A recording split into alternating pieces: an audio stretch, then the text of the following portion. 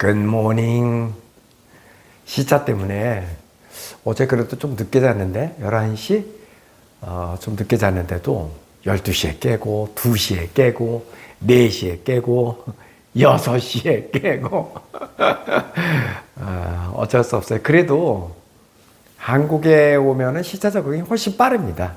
제가 저쪽 미국이나 캐나다 갈 때보다 한국으로 오면 훨씬 빠르죠. 시차 적응이. 어제 공항에 내려서 이제 택시 타고 이제 쭉 집 쪽으로 오는데 하늘이 뿌해요. 미세먼지 때문에. 예. 오늘도 사실 예전 같았으면 바로 그냥 새벽에 뭐 4시가 됐든 5시가 됐든 일어났으니까 우면산으로 바로 달려갔을 겁니다. 근데 제가 이번에 미세먼지 때문에 고생을 많이 했잖아요. 도저히 이게 보니까 막 빨강색으로 매우 나쁨 그렇게 되는데 나갈 용기가 생기지 않더라고. 이제는 미세먼지가 좀 심할 때는 진짜 외부 활동을 조금 자제하려고 합니다. 아니면은 꼭 마스크를 쓰고 다니든지. 본래 KF94 마스크가 그게 미세먼지 때문에 처음에는 만들게 된 거잖아요. 그러다 나중에 뭐 코로나라고 하는 복병을 만나서 코로나 용도로 쓰이긴 했지만 본래 그 용도가 미세먼지 때문에 만들어진 거니까 미세먼지가 좀 심할 때는 그래도 외부 활동을 해야 된다. 그럴 때는 꼭 마스크를 이제 저도 쓸 생각입니다. 네. 그래도 좋아요. 한국에 오니까. 뭐 달리 좋은 게 아니고 편안함, 익숙함, 우리나라 뭐 그런 것 때문에 그렇죠. 진짜 환경적으로는 참 많이 취약한 거는 맞죠. 올겨울 한국도 정말 많이 추웠잖아요. 조금 이제 좀 뭐 좋아질만 하니까 날씨가 좋아질만 하니까 또 미세먼지. 아유, 자 그래도 또 약간 그 설렘도 있어. 이제 봄 되고 그러면 여기저기 막 꽃 피고 그러면은 설레이잖아.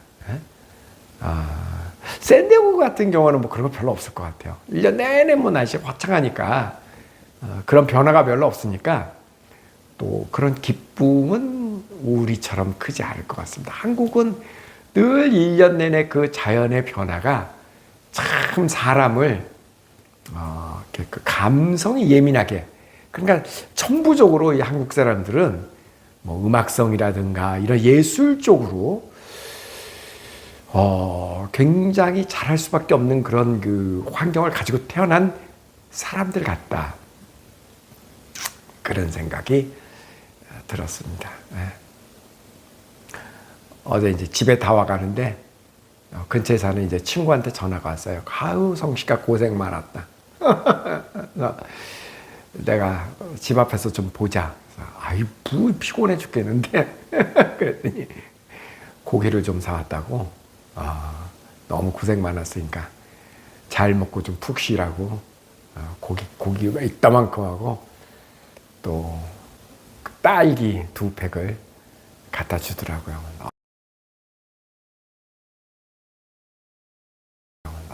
눈물겹게 고맙더라고요. 그게 왜 이렇게 고맙냐면 누군가가 나를 이렇게 생각해 준다는 거. 그게 고마운 거지.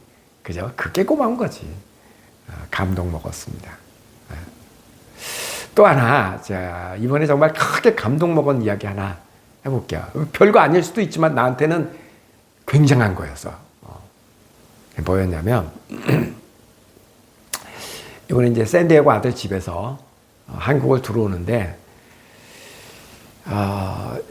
보통 이제 제일 편하게 오는 방법은 샌디에고에서 LA까지 한 2시간에서 2시간 반 정도 차로 가서 거기에서 대한항공을 타고 다이렉트로 들어오는 방법. 그게 제일 편하게 오는 방법입니다. 거기에다 이제 더 편하게 오는 방법은 비즈니스를 타고 들어오는 방법. 더 편하겠지. 좀 장거리이긴 하지만.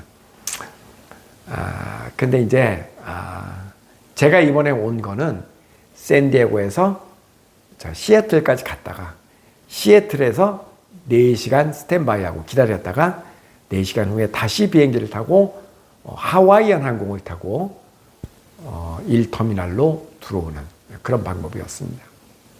가장 저렴한 방법으로 이제 들어온 겁니다. 시간은 더 걸리죠. 왜냐하면 대기 시간이 또 4시간씩이나 있었으니까.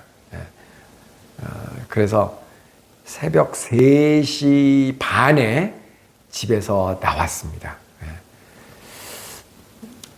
그 LA까지 가지 못하는 이유는 LA에서도 싼 항공들이 많이 있죠. 근데 LA까지 가는데 만약에 그 뭐죠? 공유 택시, 우버를 타고 가면 250불에서 300불 사이가 나옵니다. LA까지 그 차로 가는 것만 2시간 거의 반 정도 걸려요. 2시간에서 2시간 반 걸리는데 그 비용만 250불에서 300불 정도가 나와요. 근데 그 돈을 아끼자고 아들 보고 나 LA까지 좀 데려다 줘라. 데려다 주겠지. 그럼 가는데 2시간 반이라고 하면 왕복 5시간이잖아. 공부하느라 힘들어 죽겠는데 아빠 때문에 서울 썼다 하자면 저 대전도 더 되지. 저기까지 갔다가 다시 집에 혼자 와야 되잖아. 한 번도 그렇게 해본 적은 없고요. 그건 도저히 안 되겠고, 가면 이제 우버를 타고 가죠. 택시를 타고 가는데 비싸잖아. 어제도 얘기했지만 LA에서 한국을 다이렉트로 직항으로 오는 것보다 거리는 훨씬 멀지만 샌디에고에서 LA를 갔다 LA에서 들어오는 게 훨씬 싸다니까요. 더. 왜? 돌아서 오는 거니까. 그래서 이제 샌디에고에서 비행기를 타게 된 겁니다. 우리 아들 집에서 샌디에고 공항까지는 25분. 그 정도는 뭐 운전할 만하지. 그 정도는. 그래서 샌디에고를 공항으로 가게 되었던 거고요. 근데 이제 왜 감동을 먹었냐면 제가 이제 가지고 들어오는 가방이 백팩하고 그 다음에 캐리어, 기내 캐리어하고 그리고 이제 수화물 2개잖아요. 수화물 허용량이 23kg까지잖아요. 참고로 말씀드리면 대한항공 같은 경우에는 23.9kg, 24kg까지만 안 되면은 대충 다 받아주더라고요. 한국 출발 경우에 받아주더라고요. 근데 이제 외국에서 한국 올 때는 그게 이제 항공사마다 되게 까다롭게 하는데요. 어떤 항공사는 23kg 넘어가면 그냥 오버차지를 매깁니다. 그리고 이제 기내에 갖고 갈 수 있는 것도 10kg로 제한이 되어 있잖아요. 보통은 안 재, 그 10kg를. 그런데 저가 항공이라든가, 그 다음에 좀 깐깐한 그런 그 항공사들은 그것도 다 무게를 잽니다. 그래서 스티커를 이렇게 딱 붙여주죠. 통과, 이 가방 같은 것도. 그래서 제가 꽉꽉 실어서 담았는데 도저히 다 그 23kg 2개 안 되더라고요. 그래서 어쩔 수 없이 하나는 오버차지를 내겠다고 하고 이민 가방 하나를 쭉 최대한 늘려서 32kg를 담았습니다. 최대 허용량이 32kg죠. 32kg가 넘어가면 아예 실어주질 않습니다. 그것도 이제 항공사에 따라서는 32.9, 그러니까 33kg만 넘지 않으면 이제 되기도 해요. 그러니까 그렇게 해서 짐을 허용하는 최대량을 가지고 저는 거의 항상 그렇게 하고 다녀요. 거의 항상. 왜 짐이 많으냐면 뭐 저 개인 짐이 얼마 되겠어요. 뭐 캐나다에도 집이 있고 샌디에고에도 집이 있으니까 거기에는 그 아들 집이랑 다 있으니까 거기에 다 있잖아요. 속옷도 양말도 뭐 어지간한 옷들은 거기 다 놔두고 여기서 이제 제가 캐나다 가고 그럴 때는 뭐 옷도 거의 뭐 안 가져갑니다. 그 극히 몇 개만 가지고 가고 그냥 거기 있는 거 입고 그렇게 하거든요. 근데 왜 돌아올 땐 그렇게 짐이 많냐? 선물이죠, 선물. 다 주변 사람들 챙기는 선물 챙기느라 그렇게 짐이 많아지는 겁니다. 한 사람 한 사람 생각하면서 작은 선물이라도 이렇게 살 때는 그 기쁘잖아요, 그죠? 기쁘지. 저는 사실 제가 쓰는 돈은 참 많이 아끼는데 그렇잖아요. 얼마나 아껴? 남한테 쓰는 돈은 이제 그렇게 아끼지 않습니다. 근데 그래서 이제 그 짐을 내리고 이제 항공사 카운터까지 갖고 가야 되잖아. 근데 어느 나라 공항에 가도 이제 출국층이 되었던 입국층이 되었던 차에서 딱 내리거나 뭐 벨트에서 내리고 그러면은 카트가 있죠. 카트가 짐을 싣고 뭐 갈 수 있는 움직일 수 있는 카트가 있잖아요. 샌디에고 공항에도 카트가 있습니다. LA 공항에도 카트가 있습니다. 근데 카트 사용료를 받더라고. LA 공항도 그렇고 샌디에고 공항도 그렇고. 근데 그 카트 사용료가 얼마냐면 8달러입니다. 미화 8달러. 근데 여기 이게 너무 비싸. 이 카트가 우리나라는 공짜잖아요. 여기는 8불이야. 오이씨, 뭐 짐 여기서 저기 밖으로 갖고 나가는데 이 카트 한 번 쓰는데 12,000원이야. 너무 비싸. 도저히 이 돈 못 내죠. 끌고 갑니다, 저는. 사실 우리는 항상 공짜로 썼는데, 그죠? 인천공항 공짜잖아요. 출국층에서도 공짜, 입국층에서도 공짜, 또 많은 공항에서 공짜야, 사실. 근데 미국은 자본주의 국가답게, 캐나다 공항도 공짜입니다. 이거를 8달러를 받더라고요. 짐이 많았잖아요. 그러니까 당연히 저는 그 출국층에 이제 주차장에 차를 세워놓고 출국층에서 아들아, 저 카트 이제 저기 하나 꺼내가지고 싣고 가자. 8달러랜다. 우리 아들이 턱 정색을 하더니 아빠 내가 그냥 끌고 갈게요. 8달러가 아깝다 이거지. 근데 사실 제가 알루미늄 수트케이스는 그건 이제 바퀴가 있으니까 그거를 그렇게 끄는 게 어렵지가 않아요. 근데 이민 가방은 거기다 막 32kg씩이나 쟁겨서 실었는데 그게 이렇게 똑바로 쓰는 가방이 아니잖아요. 그냥 꾸불떡꾸불떡 거의 그 끄는 게 쉽지가 않아. 근데 그 돈을 아끼겠다고 자기가 그냥 끌고 가겠다고. 그래서 그래 그럼 야 근데 그냥 싣고 가자. 아빠 안 돼. 그냥 내가 끌을게요.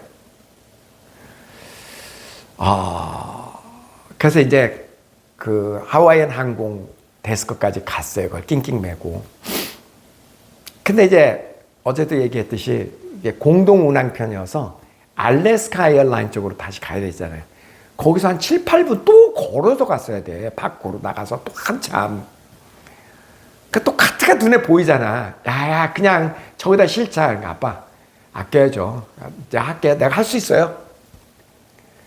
와, 근데 그 말이 왜 이렇게 감동적이에요? 완전 감동 먹었다니까.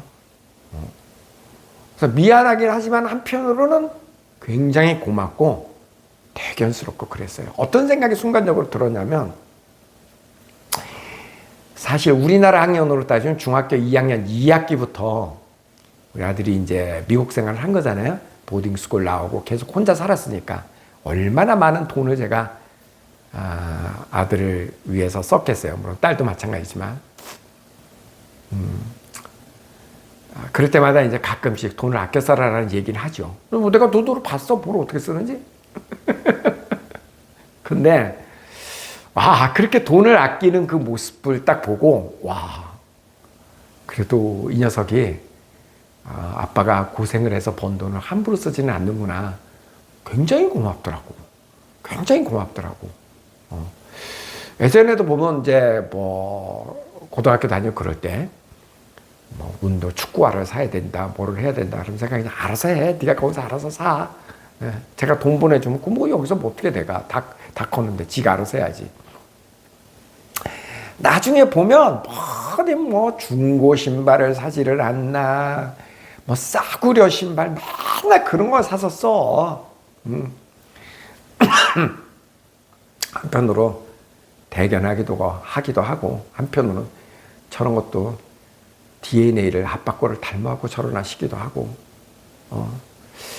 근데 이제 그런 거 있잖아요. 부모인 입장에서 아들한테 또 딸한테 뭐를 사줄 때는 부모가 직접 사줄 때 싸구려 사주기는 쉽지 않죠. 그죠? 뭐 돈이 없어서 싸구려 사주는 건 어쩔 수 없지. 근데 돈이 있으면서 뭐 싸구려 뭐 사주기는, 예를 들어서 내 아들이 축구화를 사달라고 그러는데 나는 축구화 내가 살 때 난 뭐 몇 번 안 쓸 거면 난 중고 살 수 있어. 그건 내 얘기고. 아들이 축구화를 사달라는데 내가 뭐 중고장터나 무슨 뭐 그런 데 가서 중고를 사줄 수는 없잖아. 그 정도가 아니라 사실 자식이 필요한 걸 사달라면은 제일 좋은 뭐 엄청난 명품 축구화는 아니라도 그냥 나이키 축구화 정도 사줄 수 있잖아. 그게 얼마인지는 모르겠으나 부모는 그렇잖아요.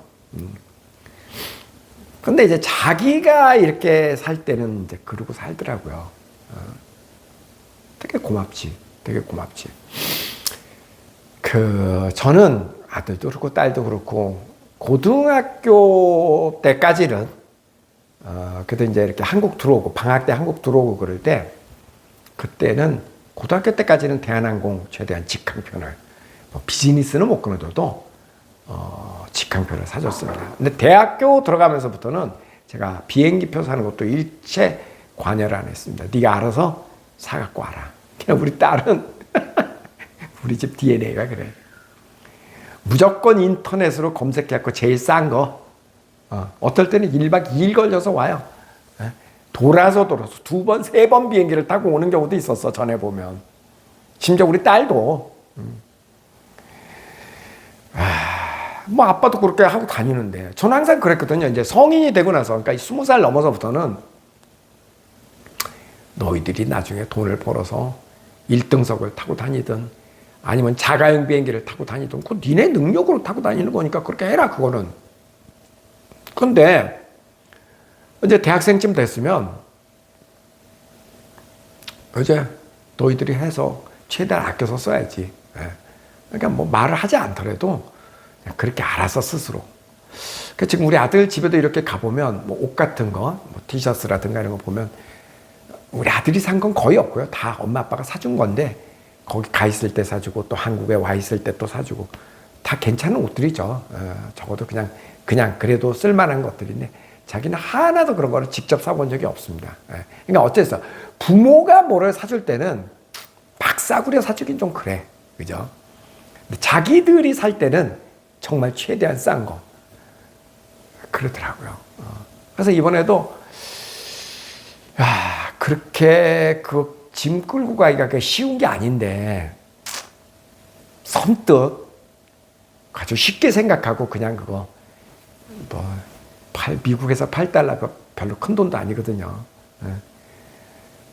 그래도 전혀 그렇게 생각하지 않고 내가 할 수 있는데 단 $1라도 거기다 왜 쓰냐 이거죠. 그래서 낑낑 매고 그거 끌고 다니는 걸 봐서 감동 먹었습니다. 감동 먹었어. 그래. 저는 이런 거 있잖아요. 제 와이프도 그렇죠. 뭐 명품 가방도 있고 뭐 더러 명품 옷도 한두 벌 입고 그랬죠. 그거 다 제가 사준 겁니다. 우리 와이프는 자기 돈으로 그런 걸 사본 적이 없습니다. 남편이 힘들어서 번 돈을 자기가 그건 못 쓰겠대 도저히. 자기는 그냥 뭐 홈쇼핑에서 사고 그런 거는 뭐 1, 20만 원짜리 정도는 사는데 뭐 100만 원이 넘어가는 뭐 옷이나 가방을 본인 돈으로 본인이 직접 사본 적은 없습니다. 말로는 제가 그냥 사도 돼 이렇게 얘기하지만 근데 진짜 그래서 본인이 막 사고 그러면 서운할 것 같아.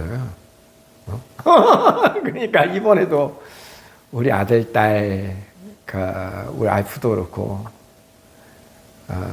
남편인 제가 그렇게 힘들게 번 돈을 함부로 쓰지 않고 이렇게 뭐 그렇게 $1로 아껴서 쓰려고 하는 그런 모습을 보여주니까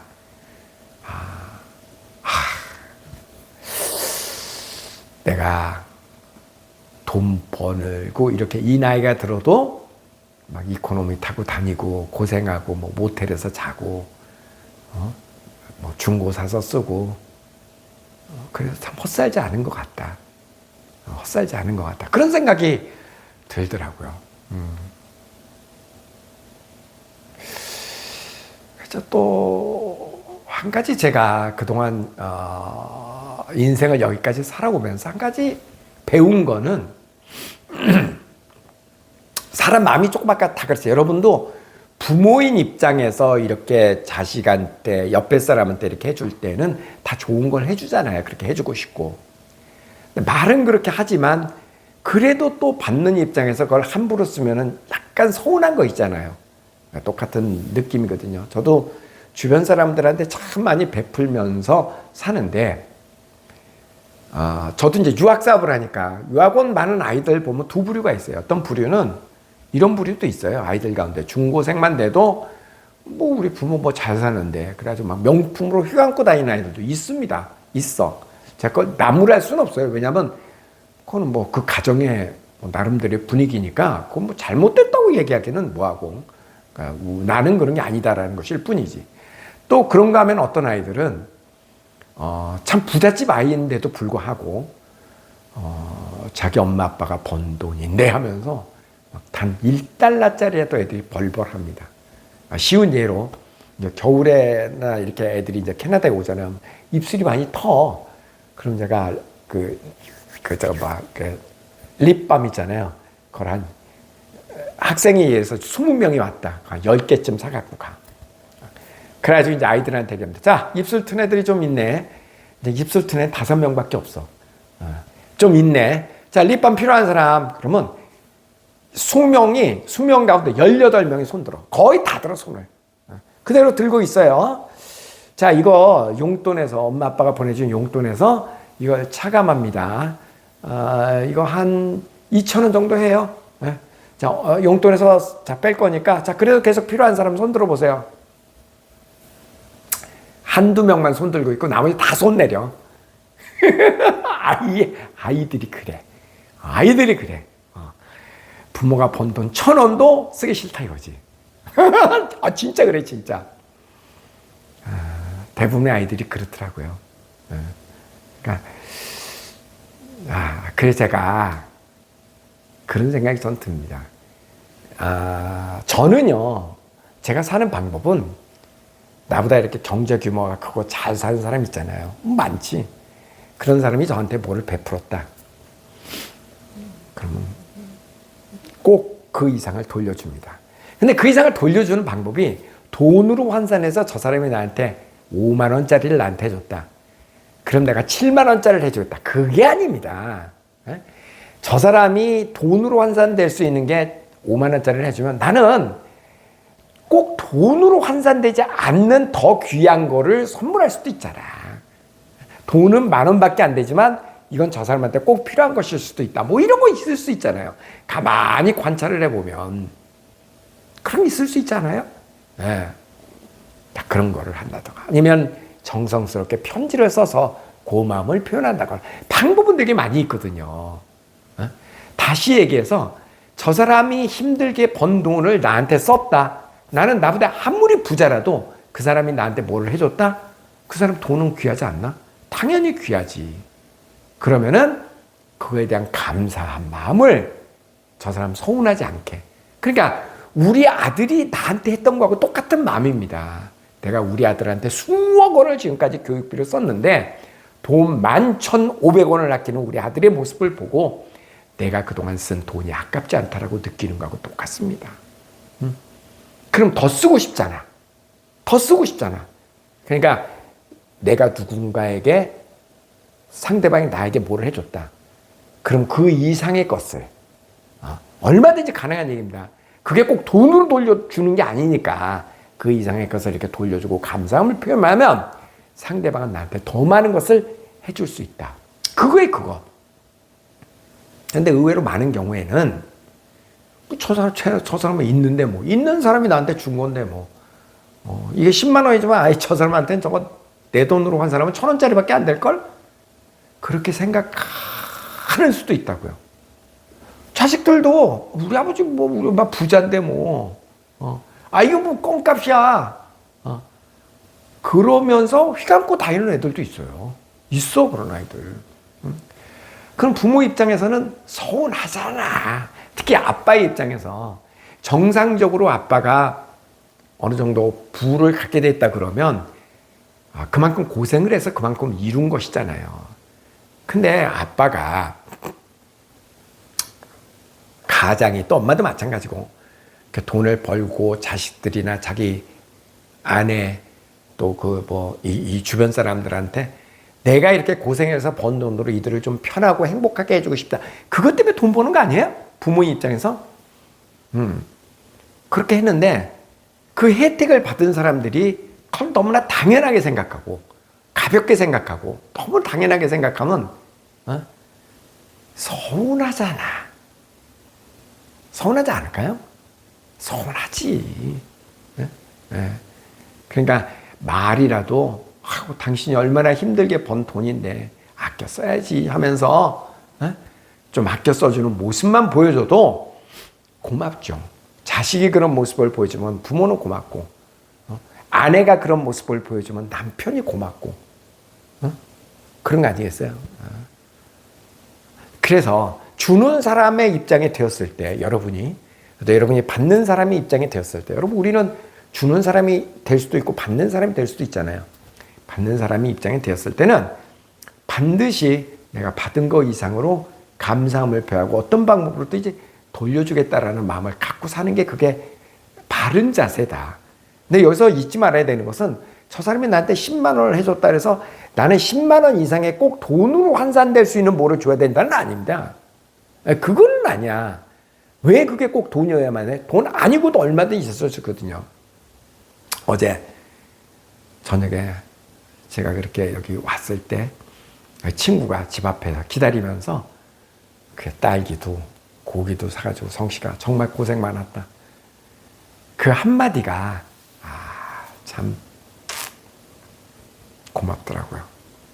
정말 고맙더라고. 고맙더라고. 근데 이 친구도 되게 잘 사는 친구거든요. 그러니까 저는 이런 생각을 했어요.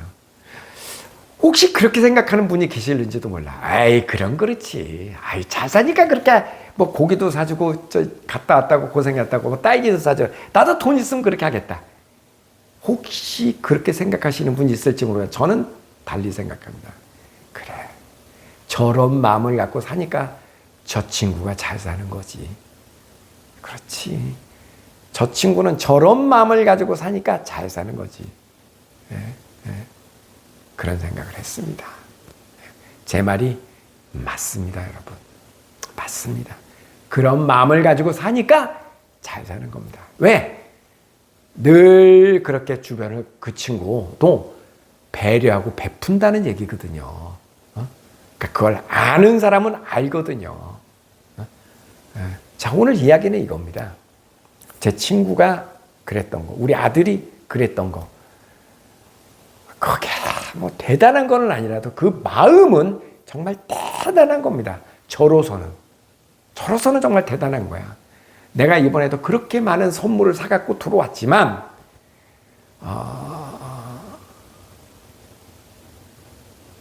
그러니까 그렇게 했을 때 그들도 그냥 그래 마음으로라도 진심으로 그게 나한테 느껴지면 다음에 아마 더 많은 선물을 사갖고 올 거야. 어쩌면